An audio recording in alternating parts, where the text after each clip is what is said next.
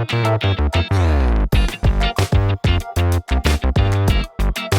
ladies and gentlemen, and welcome to the Canadian Bowler. Today here we have a special guest with us, Gary Willis. Thanks for joining us here today. No problem, Mike. Thank you for having me. So first thing we're going to do here is we're just going to kind of throw it to you, let you kind of tell us, for I guess the people on our show who may not know who you are, just give us a little bit of information about who Gary Willis is and how you relate to the game of bowls.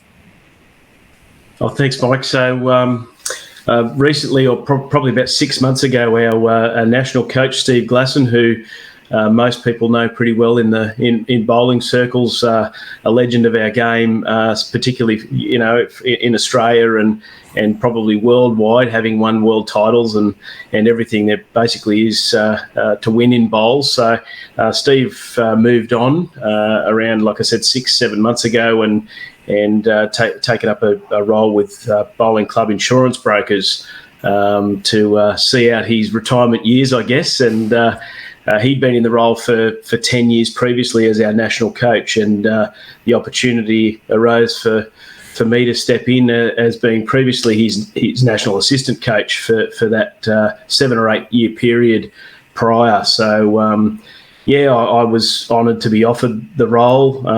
Obviously, bowls has been a big part of my life. I started when I was 12, so over 30 years in the game myself, and was lucky enough to sort of play state bowls and play for Australia and Com Games and all that sort of stuff along the way. I sort of through an invitation from Steve, probably close to 10, 12 years ago, I stepped into the coaching world and began my career in coaching back then, and it's evolved, I suppose, rapidly. And I never thought I'd sort of be in a position or a role like this. It's been a steep learning curve for me, and I've loved every minute of it. And I suppose you with any sort of role you have to adapt, but particularly in coaching, I think it's it's so important that you're able to adapt and recognise how unique the role is, because it's so different from day to day, and changes evolve so quickly. So so that's basically me in a nutshell. Here we are now. We've got a new team, a new high performance team in Bowls Australia. We basically, when Steve resigned, we started again from scratch and just build our team up. We've got some amazing people involved now, which I'm sure we'll touch on a little bit later. But that's how I've ended up where I am now, Mike. So hopefully that covers it well enough. I'll a few more highlights. Two-time Coach of the Year, 2018 and 2020. Jackaroo, like you said, from 2000 to 2002. And the BPL coach of the Sydney Lions, a team I really like, by the way. So that's a bonus. So really, just to kick things off, since you've taken over and Steve's moves on, what has it been like for you to now have the head coach job, being an assistant for so long? Yeah, I think it's it's probably a role that Steve and I sort of we shared, and he sort of kept me totally across everything, and I was involved in everything. So the transition from a coaching perspective, athlete to coach, probably hasn't changed that much. I suppose through the national assistance role, it's quite funny, and I suppose it's different in every sport.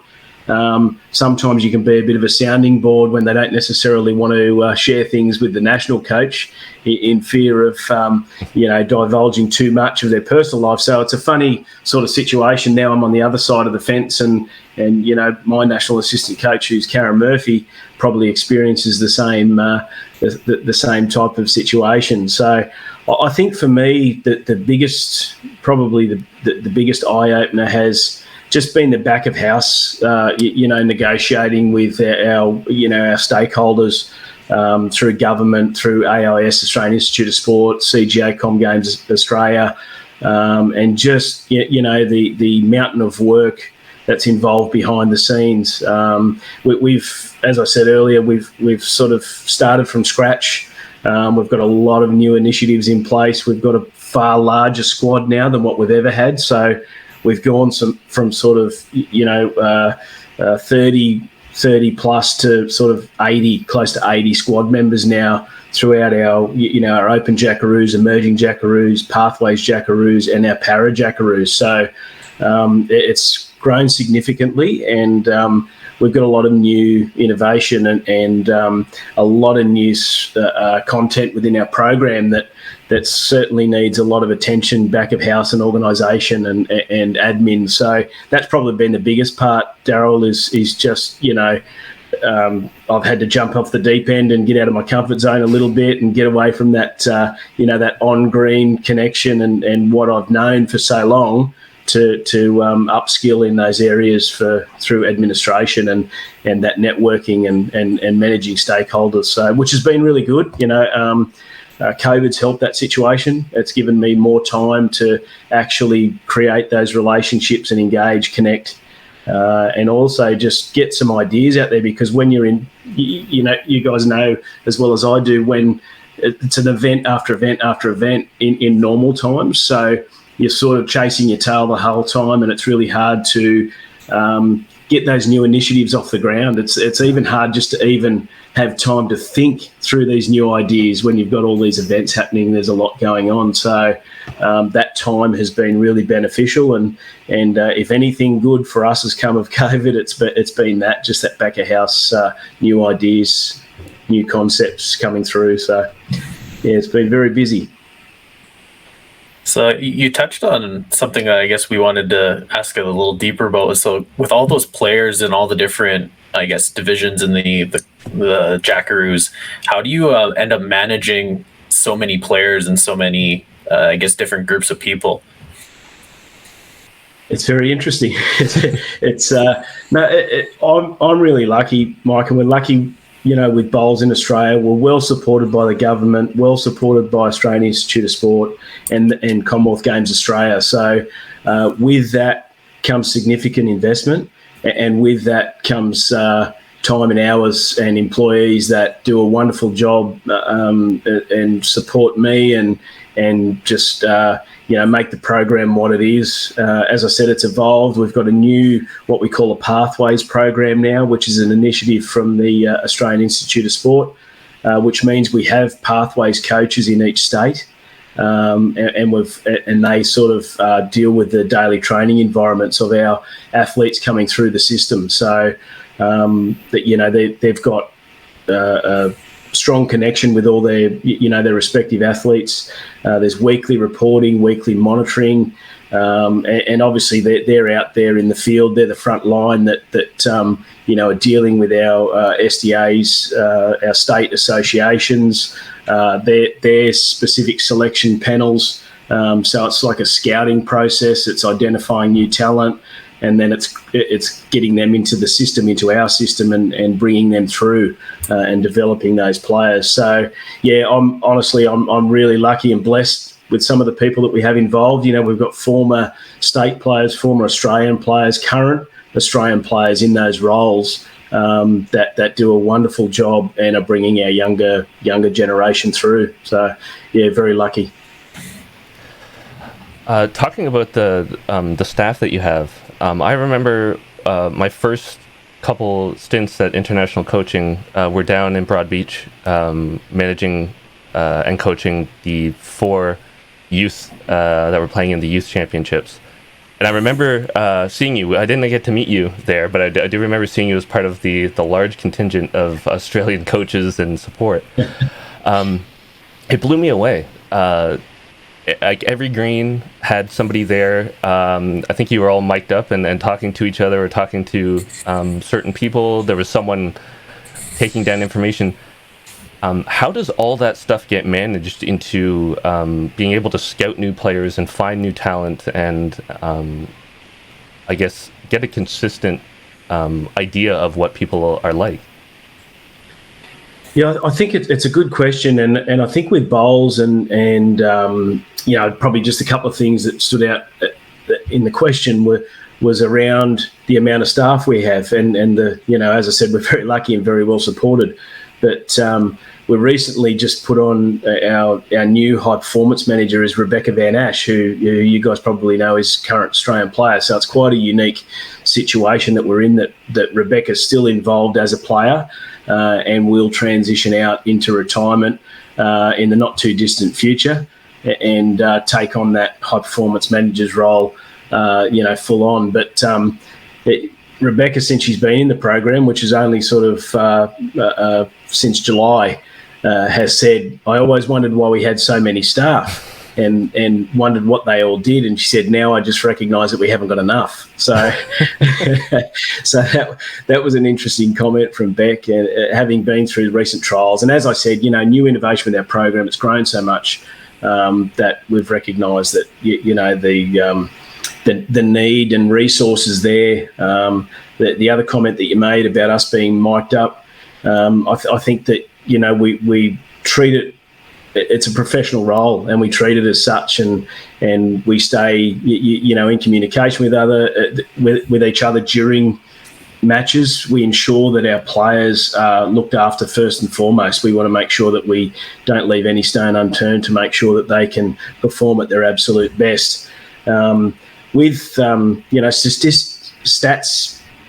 statistical information, that's really in its infancy, I guess. We've probably looked at that over the last sort of 6 or 7 years, but had never really developed a program that allowed us to really review the data that we were that we were gathering, and now we're in a position where we have a voluntary stats man by the name of Ken Paulson that's developed a stats program from us. It's just absolutely amazing, and I think that's sort of way of the future with the game. When you look at so many games, I just to name a few, sort of baseball and cricket and your tennis and all that sort of stuff. All of that information, particularly with bowls, is just so important to me. I think bowls historically, selection has always bugged me. I think that there's a lot of interpretation in the way that we used to do selection or carry out selection, and I think stats just adds to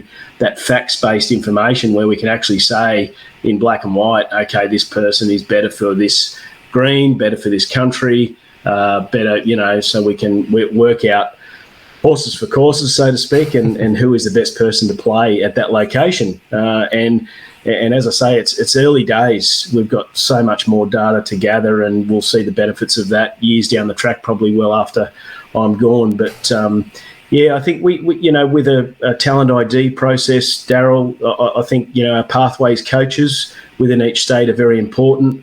And then we've also got a long reach, with a lot of tentacles reach out.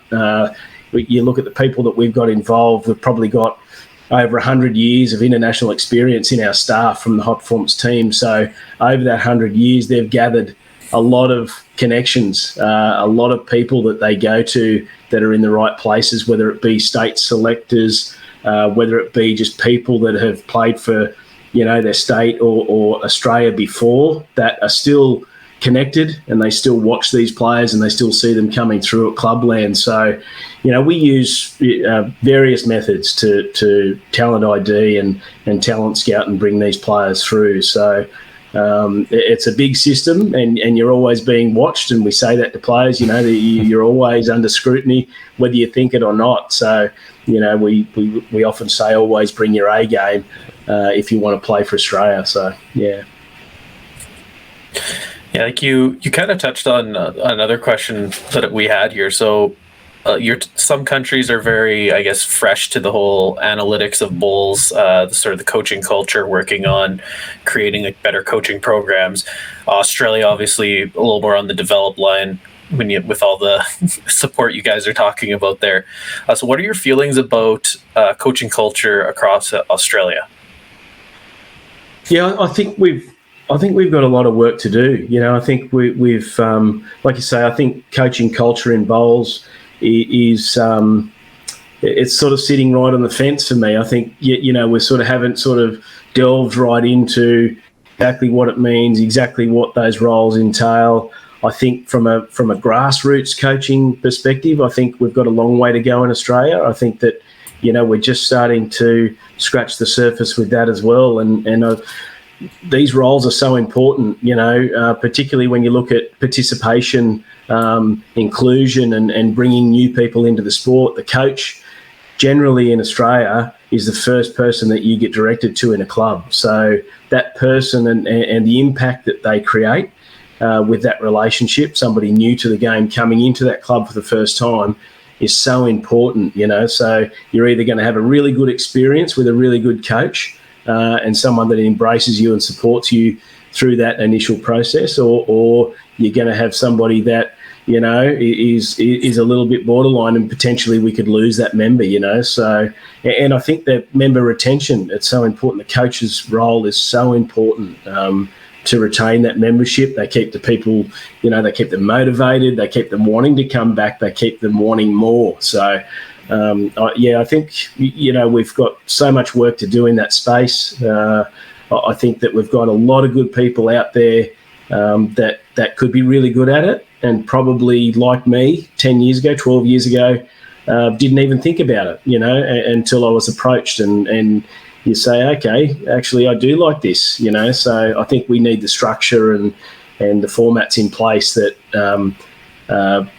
we can identify these people and bring them into the system and have a structure in place that they can go through that process and become really good coaches, because there's a lot of great people out there. So a lot of work to do in that space, I think.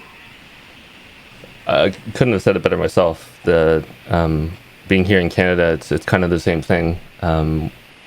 The struggle to get really good grassroots coaching and get the people just on the pathway, let alone down the pathway, is the toughest part. Absolutely. Yep. So obviously, COVID has had a huge effect on bowls around the world, and especially in Australia. We've seen openings and lockdowns, and some states are doing quite well, and some states have been in lockdown over and over and over again. With all these cancellations, events being postponed, nothing really internationally happening. How has this had an effect on the players that you're coaching and trying to get them ready to come back in 2022? Yeah, it's been really tough, Daryl. Tough for everybody, obviously across the world.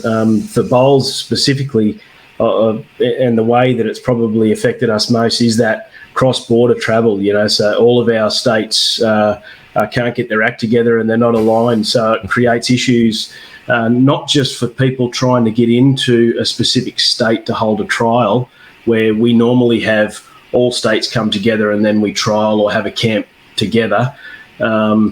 So not only the people that are trying to get into that state, but when they return home and then, isolation for 14 days, all this type of stuff, it just makes it totally unviable for us. And, we're not, our athletes aren't professionals by any means. They've still got jobs, they've still got bills to pay. So we can't, put them in that position to have to isolate for 14 days and have no income. So it's been tough. It's been really tough. And I really feel for the players. It's a fine line too, because you want to create and provide as much opportunity as you can. But in the same breath, you don't want to push it too hard where people are suffering, So they're going through a lot at home, and we can put all these training in place, and we can put ideas on the table for future camps, but then you're making promises you can't keep as well. So it's a really fine line. It's been really tough. We've done everything out we possibly can, whilst keeping the well-being of our athletes in mind, or first and foremost in mind. So we had looked at, and we have successfully just carried out a para trial. So we actually, with the current restrictions, we could send 4 states into Tasmania to trial, and then 2 states into Victoria to trial, which isn't ideal, So, but we wanted to give them at least an opportunity. We've got a pretty new squad with our para team, and we just wanted to have an initial look and get them give them a little feel for what it's like to be in a Jackaroos camp, and how that system works, how the whole selection process works. So it actually, As I say, it's the first time we've ever had to do it, a split camp, and it actually worked really well. So we had, with the benefit of live feed, we had some private channels set up where our selectors that couldn't make it to those venues could sit back. We could stat games through that live feed. They could visually see and hear what was going on, what the combinations were working like, what the audio that was coming through, what the communication was like. So for the best we could do, it actually worked quite well, So I hope we don't have to do it again. But, we know that we've got a little test program there that worked okay, So, yeah, but it has been difficult. We've probably postponed 5 camps since June that was preparation or marked out as preparation for our Birmingham campaign, which is tough, and then you've got things like our Australian Open, some of our benchmark events that the players can actually compete in and put their best foot forward for those selections. Now, some of our states couldn't compete in that, others could, so that just sort of leaves that doubt in our players' minds of, where does that leave me, and from our perspective, we've just got to keep an open mind, and from a selection perspective, we've got to keep that in mind, that they haven't had equal opportunity. But one thing we have done, Daryl and Mike, is that we've actually been really lucky with Bowls New Zealand and potentially Bowls Fiji and our friends over in the UK. So Bowls Scotland, Bowls Ireland and Bowls England, Bowls Wales, that we're hoping to have a few internationals in the new year where we'll take 10 players, 10 male, 10 female. So we're going to utilise our whole squad of Open Jackaroos to trial so we can provide them with that opportunity, because we just haven't been able to see them. We haven't been able to test them. They haven't had the opportunity of playing an international event. We'll probably have 2 or 3 players that will be newly capped, and that could be potentially their first international event. Yet, that they'll even get a glimpse of. They haven't had a taste of that before. So, so that's one thing that we're trying to do, and we've been really lucky and well supported from the other countries. So, really appreciative of that. That's pretty much one of the questions we were going to eventually get to. Was we sort of figured that with the lack of competitions that have occurred, that it would probably be a pretty difficult situation to pick a player, or how to sort of come to why you're going to select this person over another person. So if you guys are arranging international events or sort of test matches, that's obviously one of the ways you can get around that. And if the restrictions sort of do ease up, or hopefully sort of come to a new normal, it hopefully will be something that you guys can sort of take advantage of in the next few months here. Absolutely. Yeah, we've got a camp at the end of January where we'll have it's called our induction camp. So we'll have sort of close to 80 athletes and additional staff come in for camp, and obviously we go through the program, and there's a lot of stuff indoors for the first few days, and then we move out to an outdoor trial, which will include our Open Jackaroos, so 20 players from our Open Jackaroos and 20 players from our Emerging and Pathways Jackaroos that will play against our Open Jackaroos. So that'll be a great opportunity for our younger players and also our Open Jackaroos to get their first trial, hopefully in preparation for Birmingham, and obviously the first selection component of our campaign. There's a lot of results too, I guess, that we've taken into account. We've seen players play together before. We've seen how they combine. We know them quite well, and other results are taken into consideration. The other problem that we've got is obviously that Australian-based results don't really come into the equation for UK.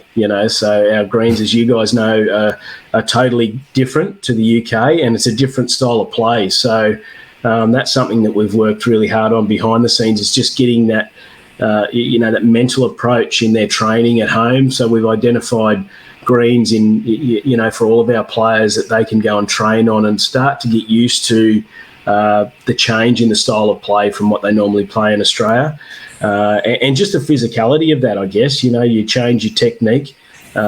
Greens in Australia run a lot quicker than they do in the UK, and whether it be you're more upright in your stance, your steps a bit longer, all the levers are working over time, and you're using muscles that you don't normally use. So in their training, it's just identifying and making notes around, okay, what works? When I time one really well, what did I do that contributed to that, and write some notes so when they go back to that training phase again, that they're straight on to what worked previously. It's a fine line too, because we've actually got a domestic season running at the same time as they're trying to prepare for a green that's totally foreign. So they've got club championships, they've got pennants, they've got Premier League, they've got all this stuff happening domestically, and then we throw them on at the end of January on a green running 10 seconds to say, come and have a trial for Australia. So it's really hard for those guys, and we're trying to manage that the best we can, and they're doing a really good job of it. So we've just got support from our our manufacturers locally here in Australia.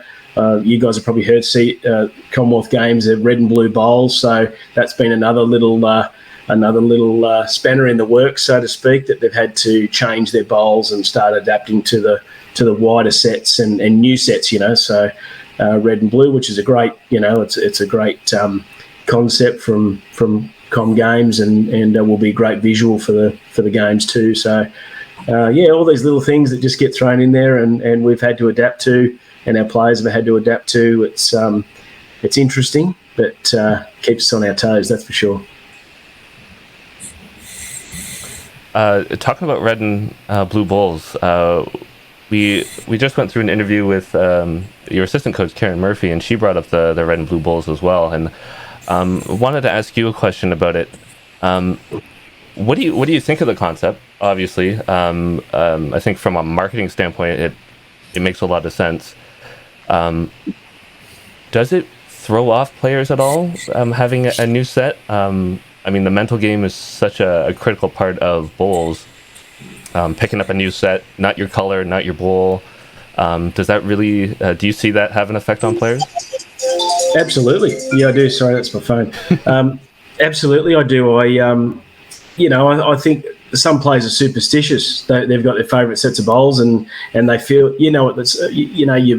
you play with a bowl for a number of games or a number of years, and they just feel right in your hand, and you get so used to it, and it becomes an automatic. So we've, as I said before, we've been really lucky in our dealings with manufacturers from Henselite, Drake's Pride, Aero, and Thomas Taylor, that they've fast-tracked those red and blue bowls to our squad members, and we're actually training with them now. So they'll get a good lead in, and hopefully they get comfortable with those sets. The biggest problem for us is you look at the models, the makes and models. So we actually wanted our players to take 2 or 3 sets to the UK in preparation. So we've got a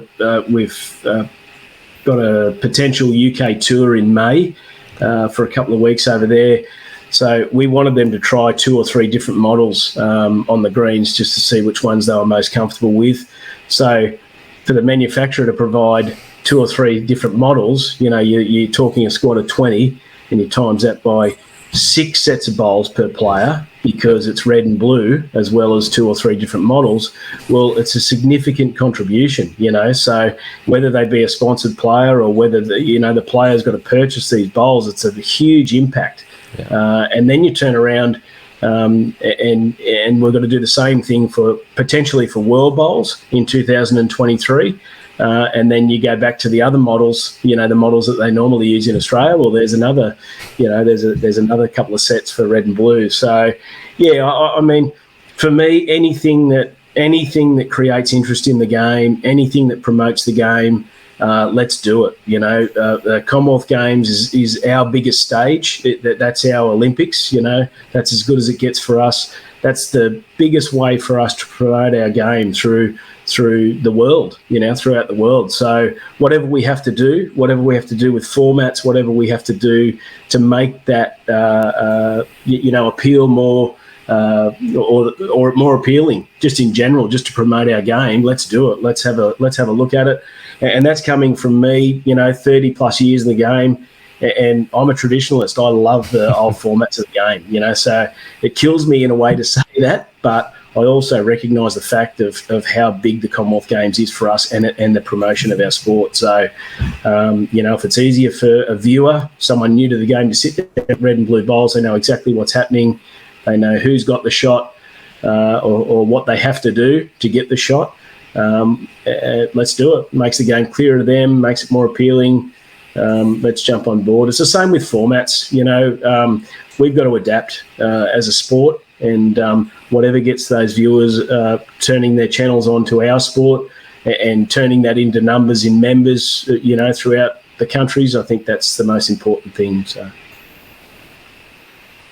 Yeah, no, I think the color switch is a brilliant idea to just make it across the board. Daryl and me had discussed potentially color coding it for the countries and sort of having them match the country's colors, but then I think we came into a conclusion that it'd be hard with a couple of the countries that have very similar color schemes. So I think the red and blue is probably about as good an idea as you can get. Just have the two sets and have them available. I guess the Commonwealth Games is right around the corner here. So one of the biggest, or debatably the biggest event in the Bowls calendar every 4 years there. So Australia at the last Commonwealth Games was the most successful team in the tournament, had very good results in Australia there. Being the head coach for Team Australia at this point, is there some sort of added pressure or any sort of additional pressure, I guess, on you guys as the coaching staff for preparing and being ready and getting that team ready for this Commonwealth Games coming up?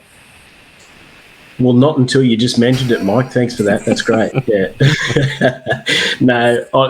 It's obviously in my mind. And I think, my old mate, Steve Glasson, he couldn't have left at a worse time. So he left us in the middle of COVID and in the middle of the hardest campaign that we've got, which is travelling to the UK.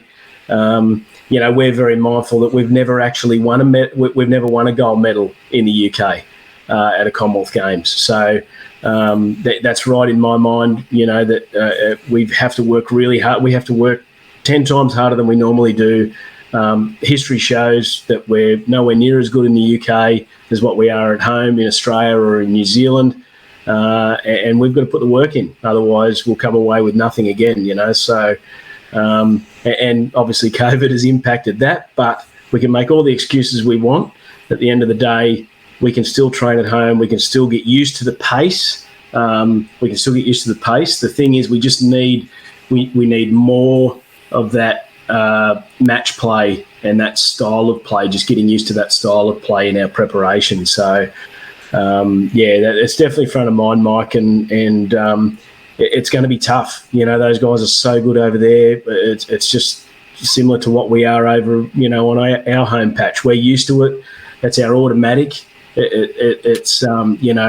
think Australian style of play is that our players are used to being millimetre perfect. They can correct over here, whereas over there it's a different style. So you don't necessarily, or you can't necessarily correct within millimetres in the UK. It's more of consistency and finishing in good areas and minimising wasted bowls, which is hard for us and hard for anyone that's not used to that type of green, because you always go back to your automatic, and as soon as your concentration fades and you go back to that automatic, well, you can just count that bowl out. That's not going to work, So, very tough, but really looking forward to the challenge. I played Com Games in Manchester, and it was absolutely terrible in 2002. We played in the rain for 2 weeks, and I was horrendous, and our team wasn't too much better, but it was an eye-opener. And I've played quite a bit in the UK and South Africa and on those greens that aren't similar to ours. And I know what it's all about. I know what is needed, but we just need to get our players in that mindset we've got great experience. We look at the people that we've got involved now. We've got Andy Thompson as our tactical coach from the UK. We've got Ellen Faulkner on board now, who's our high-performance para-manager. And obviously Karen Murphy, Rebecca Van Ash, who have played in those environments before and been successful in those environments. So I think for us, the biggest takeout was probably our multi-nations tour in Wales in, I think it was 2018 or 19. And we actually had some success over there. But I just sort of keep that in check a little bit too, because they're in the middle of a massive drought. We went over there and it was like 27, 28 degrees, and the greens were probably running about 14. So it's a bit of a false truth to think that we were, that successful. But we won a few medals, which was good. And it proves that we can do it when we travel over there. We just need to work really hard at changing that style of play. Yeah, I was actually part of Team Canada over when you guys were over in Wales. So I remember, I think a couple of people made comments to us that they've never had a week of sunshine in a row for like 20 plus years. And I think they had 10 or 11 straight days of sunlight when we were there. So it was a lot quicker. And we came with our North American bowls when we could have came with our slightly narrower biases. So yeah, it was beautiful. It was great. Yep. Yeah. You talked a little bit about preparing for the Northern Hemisphere greens. Obviously, UK players, Canadian players are used to that style of play, are used to the greens that, unlike in Australia where it's quicker and it's truer. So, I mean, you could put a string down and it would be level all the way down. If you put one in the UK or whatever, you'd see, the string is very close at one end and it gets a little higher and then a little lower and a little higher. So you've got hills and runs and a whole bunch of weird stuff. How do you think that's going to affect your players? And are there any specific things that you're doing to prepare them for not just the speed, but just the unpredictability of greens? Yeah, I think it's all in that mental approach, Daryl, and just getting your head around that you can't be perfect all the time on those greens. The greens just don't allow it. And I think that's the toughest thing for our guys, is that they're used to correcting. And sometimes you've just got to be happy with good enough is good enough, or that's as good as it's going to get, So, and it's really hard to, I suppose, change that mindset. But, we keep talking about it. We have obviously master classes where we go through different scenarios. We talk about that surface. We talk about, what it can do with you with the little hills and valleys, and what that can do to your self-belief and your positivity, So I think you guys know as good as anyone, body language and positivity in bowls, that positive mindset is key. Your mental approach and your confidence is paramount to you being successful. So I think that, we just got to get through and break that cycle. Okay, it's not necessarily going to be perfect. I'm happy to win or happy to get as close as I can, whether it be pretty or ugly. Let's just play it as it is. And I think the other key is too, just really jumping onto those cues and clues quickly. Identifying what the variance is in the rink, and you guys know better than us that. You get on those greens and the rinks, it's not changes from green to green, it's actually changes from rink to rink. So they can be totally different. You can jump off, you can play the AM game in the morning and say, geez, I can't wait to get off this rink and get on another one, and the next rink can be on the same green and be worse, So it's a tough mindset for us to get through, because we're probably spoilt, guys. Like we've got clubs that are very financial. They've got professional greenkeepers and they maintain the greens to a high standard. So, we're spoilt for good greens, and as you say, level greens. So, and it's that style of play. It's draw. You draw really well in Australia. Your first two bowls, whoever can jump on it, put the pressure on first. That's what it's all about. And then our players have got really good, hits. They've got a really good drive, so their strike rates are really good. Whereas when you play on the slower stuff, it's more keeping bowls in the area. Bowls and jacks don't move I feel like I'm preaching to the converted here, but the bowls and jacks don't move. Like we can play the big shot, and you get 3 rolls out of a bowl. Whereas in Australia, you can play the big shot and scatter ahead, like totally change the game or change that end. Whereas over there, the jack doesn't react the same, the bowls don't react the same, and it's not as impactful, I guess. So something for us to consider again. Yeah, it's. I think there's quite a few shots in the North American playbook that aren't very common in the Australian playbook. So, sounds like you guys have sort of attributed to that and been working on it, because, as you're saying, sometimes you can play a sort of just a through weight and knock a bowl out a roll or two instead of having to play the big drive. So, definitely, obviously, something that's you need to prepare for if you're coming over to a bit of a slower green. Yeah. So one of the topics we wanted to sort of get into is with the Commonwealth Games, this potentially could be one of them that's sort of in the present format. So there's been talks about the Commonwealth Games changing, potentially being removed even from it. There's all over the place conversation-wise. So what do you feel that the Commonwealth Games means to lawn bowling? Yeah, probably touched on it a little bit before there, Mike. There's no bigger promotion for our sport. A worldwide audience. It's our opportunity to show what our sport's all about. And to me, from a lesser extent, from a player's perspective, growing up as a kid, I couldn't wait to get the coat of arms. We used to have a blazer. So I'm really old fella, sorry, but we used to have a blazer and it used to have a coat of arms on it. And my coach or mentor or whatever you want to call him at the time actually played Com Games. And I saw him, and I saw the pictures and I saw his blazer and I saw this coat of arms, this Australian coat of arms. I thought, I really want to get one of those jackets. Unfortunately for me, when I finally got it, they changed the coat of arms to the BA logo, and that nearly killed me. But it was great to receive that, and still pinch myself that I actually got that far in the sport. But I think for any player coming through, you want to play Com Games. You think of the live crowds. You guys saw, 2018, the crowds at the Gold Coast, that atmosphere, the TV, the big lights, the big show. It doesn't get any better than that. And I think from a higher level and for the sport, I just think we have to do everything we can do to make that appealing to the worldwide community, So we have to come up with a format. I know that World Bowls are working pretty hard at the moment. They've formed a committee to look at that, to look at, what it looks like for us moving forward after or post 22, and probably will turn around as quickly as 2026 as far as formats are concerned.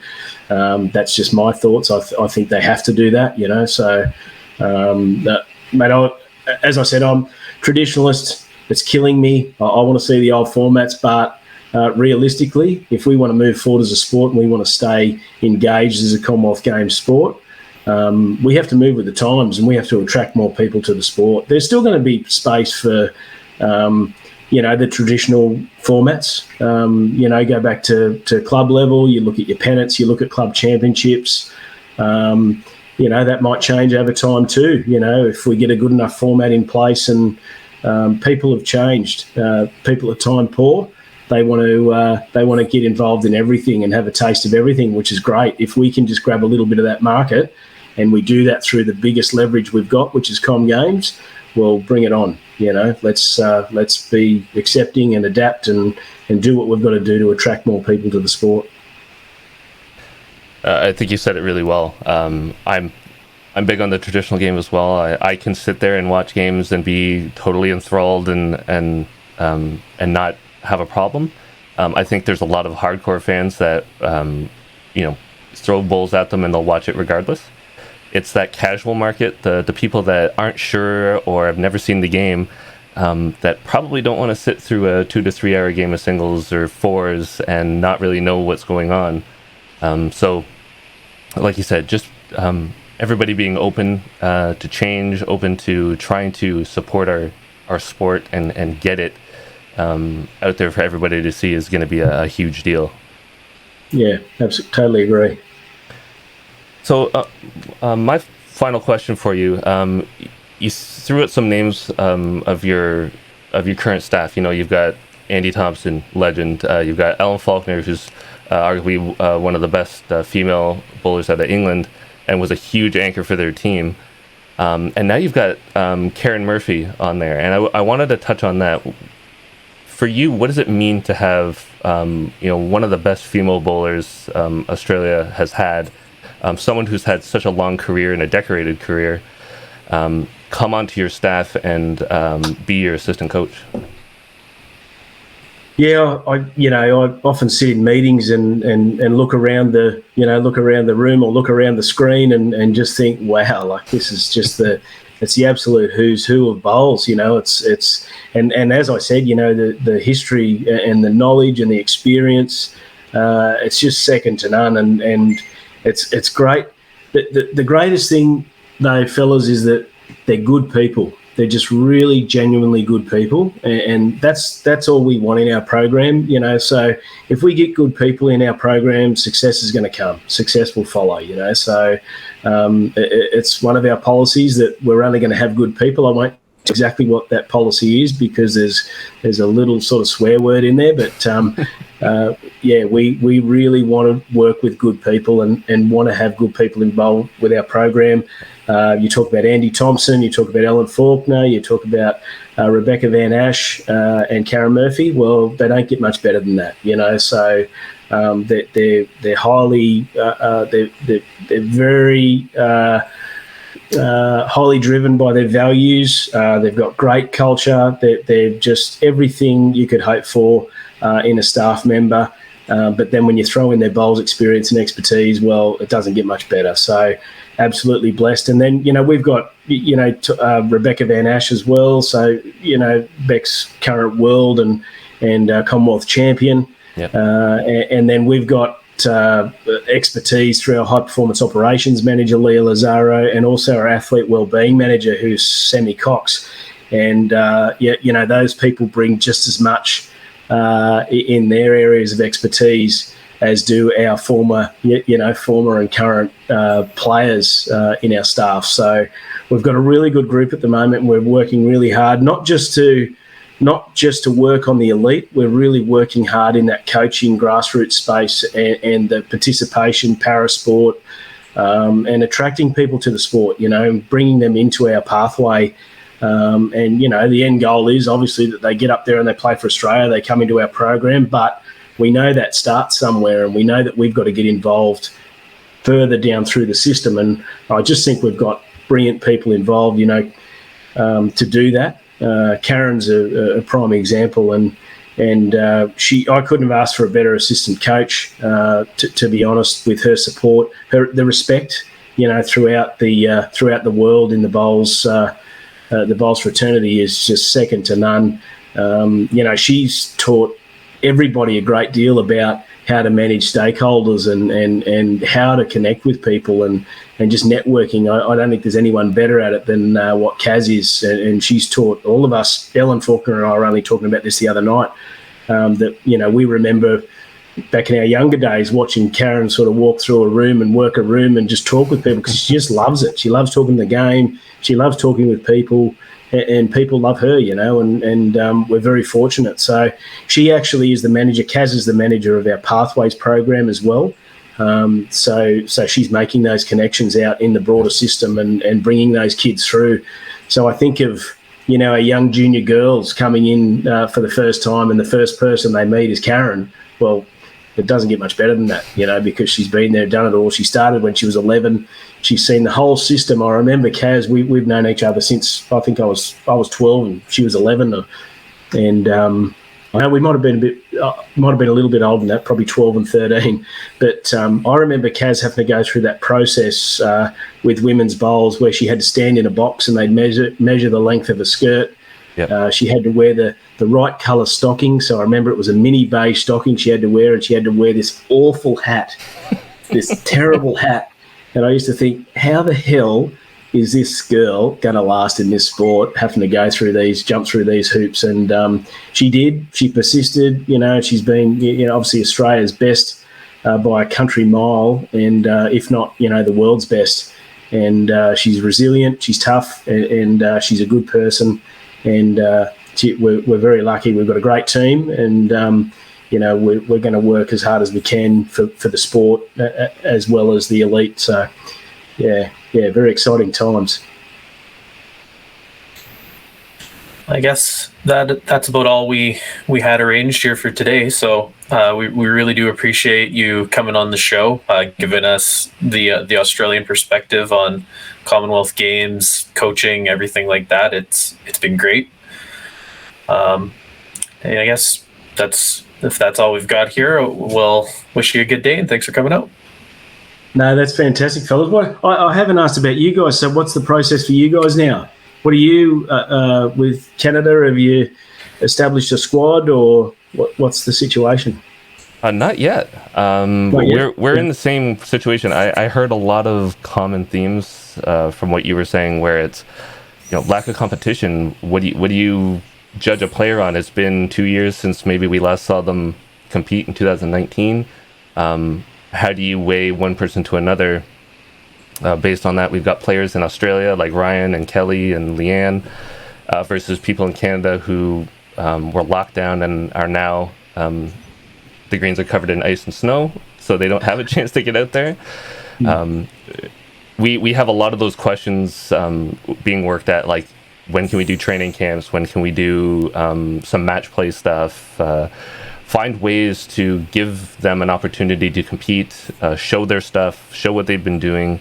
And like you said, come up with their A game, wow us, and say, this is why I deserve to be picked for this team. And then it'll be sometime next year that we'll finally make selection and announce that team. But yeah, we're in the same position, just different climate.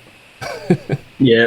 Well, thinking of you guys and all the very best with it. And I really appreciate you letting me come on and have a chat with you. It's good to see you both, and hopefully see you in about 6 months' time. I hope so, yeah. All right. Thanks. Merry Christmas, Happy New Year, all that. And thanks for coming on.